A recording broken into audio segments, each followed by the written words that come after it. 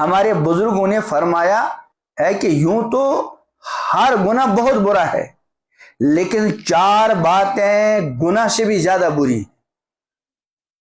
کیا کیا ہے؟ نمبر 1، گناہ کو حقیر سمجھنا۔ گناہ کو معمولی چھوٹا گناہ تو ہے ہی، یہ بہت خطرناک چیز ہے۔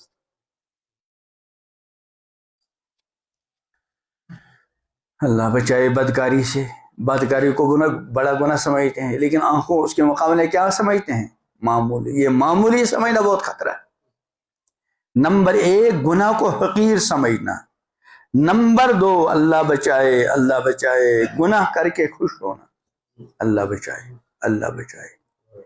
نمبر 3، گناہ پہ اصرار کرنا۔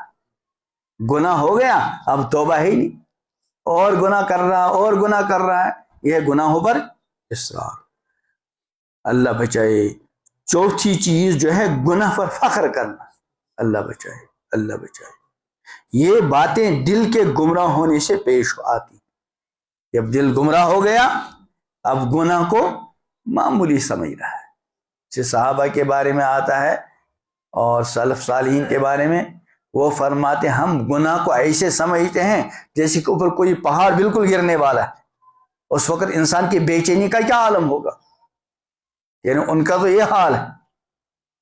غالب سفیان ثوری کا قول ہے یا کسی اور بزرگ کا، اور ہمارے نظر گناہ ایسے جیسے کہ چہرے پر مکھی بیٹھ کے یوں کیا اور ہٹا دیا۔